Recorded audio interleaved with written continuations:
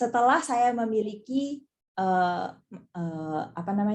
basics, saya udah tahu ada beberapa options dari method yang bisa saya gunakan untuk riset, saya memutuskan saya mau melakukan analisa statistik. Atau bisa juga dikatakan riset yang kuantitatif. Tentu saja namanya kuantitatif, saya akan main dengan angka ya di sini ya. Nah, kita ingat, ketika kita melakukan suatu riset, ada 3 hal paling penting. 1, start from a well-defined problem. Kedua, kita harus memilih suatu metodologi yang tepat dan well-defined. Nah, kedua hal ini adalah sesuatu yang sudah kita pelajari sebelumnya. Kita udah belajar mencari problem, mencari gap, mencari problem statement. Kita sudah belajar itu. Yang kedua, nah setelah mengetahui semua kemungkinan yang tadi saya jabarkan tentang jenis-jenis metode riset, kita harus pilih metodologi mana yang paling tepat. Dalam kasus ini saya misalnya memilih saya mau lakukan quantitative research. Lalu yang ketiga, saya perlu menggunakan data yang objektif yang dikumpulkan menggunakan alat dan alat ukur yang valid dan reliable. Dan ini yang akan saya fokuskan paling pertama di sini. Data. Bagian penting dari research itu data. Ingat ya, step tadi begitu selesai saya menentukan metodologi, hal pertama yang saya lakukan adalah pengumpulan data. Beda banget nih kalau saya menggunakan data dari sumber X dan sumber Y, itu akan beda hasil saya. Sehingga saya harus mempertimbangkan dengan baik data apa yang saya akan pakai. Nah, kalau saya membicarakan data kuantitatif, tentu saja data saya adalah data yang kuantitatif pula. Jadi data ini tuh bisa macam-macam kan ya sebetulnya. Kalau coba bayangkan tadi banyak banget ya metodologi yang kita bahas. Misalnya saya lagi ngerjain history research, berarti saya mungkin punya rekaman suara interview dengan orang, lalu saya punya video, lalu saya mungkin punya dokumen-dokumen tua, seperti itu. Dan ini semua data-data yang bisa saya gunakan untuk penelitian saya. Lalu, jika saya membicarakan data kuantitatif, semua informasi tadi harus saya terjemahkan jadi suatu angka. Dan harus bisa saya jabarkan atau display atau sajikan dalam bentuk-bentuk yang tadi di bawah ini, misalnya table, graph, image, figures, dan excerpt. Excerpt itu rangkuman ya. Dan saya bisa menggunakan data-data yang tadi yang di atas ini, number, symbols, dan seterusnya, itu saya bisa sajikan dia menjadi sesuatu yang mudah dianalisis dalam table dan seterusnya. Oke, saya udah punya data saya. Saya bisa tahu dari mana data saya udah bagus. Data bagus itu maksudnya apa? Apakah data yang banyak? Apakah data yang current, yang baru? Apakah data yang datangnya dari sumber yang reliable? Kriteria data yang bagus itu seperti apa sih? Dalam konteks riset, data yang bagus adalah data yang objektif. Data yang paling bagus itu adalah data yang objektif karena artinya kita tidak mengintroduce, tidak memperkenalkan bias dari kita gitu. Karena sangat mungkin ya sebagai peneliti itu kadang-kadang terjadi bias yang tidak sengaja.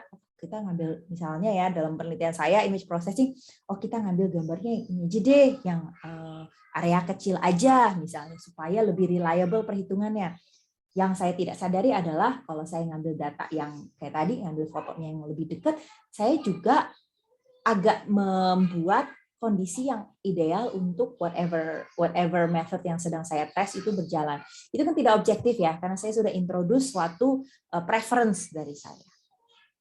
Nah, untuk data yang objektif itu harus diperoleh secara saintifik, harus dapat dipertanggungjawabkan menggunakan metode yang valid dan reliable. Nah, ketika kita membicarakan data kuantitatif, paling relevan adalah yang dua pertama di sini, measured data using a tool and setup, dan known data sets. Ini jika saya bicara data kuantitatif. Tetapi jika saya membicarakan data jenis lain kan banyak ya, ada rekaman, ada hasil interview, dan seterusnya. Saya fokus ke yang kedua ini, dua pertama. Jadi yang pertama adalah measured data using a tool and setup. Bagaimana kita dapat menjabarkan di dalam penelitian kita, meyakinkan orang yang baca bahwa ini data saya reliable dan objektif. Nah, kita harus menjelaskannya secara se-eksplisit mungkin. Jangan sampai ada misinterpretasi dengan cara kita mengambil data. Kalau memang saya sendiri yang melakukan pengambilan datanya ya. Nah, kemudian saya perlu menjelaskan dengan detail, memberi contoh dan seterusnya. Atau kalau saya tidak, ini data primer ya, namanya saya yang mengambil data, ini data primer. Atau yang kedua, kalau misalkan saya nggak sempat atau nggak bisa mengambil data sendiri, saya juga bisa menggunakan dataset yang sudah ada. Di data sekunder ya. Dan di sini bagaimana ya, inilah dilakukan sitasi. Jika saya menggunakan dataset yang sudah dikenal di luar sana, tapi bukan saya yang bikin ya, dataset itu bukan saya yang bikin, maka saya harus menceritakan saya ngambilnya dari mana. Saya ngambil dengan clear, saya ngambil 80 gambar dari database ini dan database ini. Eksplisit, cite, saya kasih tahu, beri sampel. Oh, contohnya seperti ini. Ini adalah dua cara yang yang mungkin relevan ketika kita membicarakan data yang sifatnya kuantitatif. Nah, kayak tadi saya katakan ada data yang kuantitatif, data yang primer dan data yang sekunder ya. Nah, ini nih. Ini berdasarkan sumber data. Data saya itu bersumber dari mana? Kalau primary artinya dari peneliti sendiri. Saya bisa dapat dari observasi, dari survei, dari eksperimen. Ini data saya yang saya lakukan sendiri. Maka saya perlu menceritakan dengan detail saya dapat dari mana. Kedua adalah secondary data source, yaitu ada dataset yang umum di luar sana yang saya gunakan di dalam penelitian saya. Harus saya kutip, harus saya justifikasi kenapa saya menggunakan dataset itu. Nah, kenapa tadi saya katakan kita perlu menjelaskan dengan detail? Kenapa itu poin penting? Karena inilah salah satu point of criticism yang mungkin bisa diangkat ketika ada orang yang mengkritik paper kita. Jadi ketika saya mempublish dan saya cerita, oh data saya dari sini, ini adalah salah satu poin yang bisa dikritisi oleh orang lain.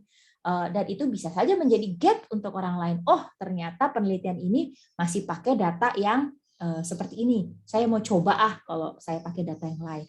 Yuk, menciptakan potensi untuk more things to do dari datanya itu sendiri. Oke, sekarang saya udah punya data nih banyak. Saya punya data, sekarang apa yang harus saya lakukan jika ingin saya tindak atau saya proses secara kuantitatif? Definisi ya. Saya nggak perlu baca, Anda bisa baca sendiri, nggak perlu dihafal, yang penting paham. Quantitative research itu adalah riset yang menggunakan kuantitatif data. Beres. Jadi itu gitu doang. Nah, kayak tadi saya katakan, metode itu tidak saling lepas ya. Jadi pokoknya kalau dia menggunakan data yang sifatnya numerik, sifatnya kuantitatif, artinya dia adalah penelitian kuantitatif. Dia bisa saja merupakan history research. Dia bisa saja merupakan case study. Dia bisa saja merupakan experimental research. Tetapi yang penting data yang dipakai itu adalah data kuantitatif, maka dia juga berupa research kuantitatif pula. Nih ada beberapa jenis tipe data kuantitatif dan kualitatif yang bisa digunakan di dalam penelitian, dan ini sudah dibahas ya di kuliah StatPro. Perbedaannya apa? Adalah kuantitatif dan kualitatif. Bisa kamu bayangkan dari statement berikut ini. Saya punya 7 apel, apel-apel tersebut enak. Statement yang sebelah kiri, itu bisa dihitung kuantitatif. Maka informasi yang sebelah kiri itu bisa saya lanjutkan menjadi quantitative research, karena datanya adalah data numerik yang bisa saya hitung. Tetapi yang sebelah kanan, apel tersebut enak, itu nggak bisa saya ukur. Sehingga informasi yang kanan tersebut tidak bisa dong saya proses menjadi suatu quantitative research. Setelah saya punya data kuantitatif, saya kemudian bisa menjabarkannya atau menyajikannya dalam tabel, di dalam graf, berdasarkan apakah dia discrete atau dia continue. Ini juga sudah dibahas di kuliah StatPro.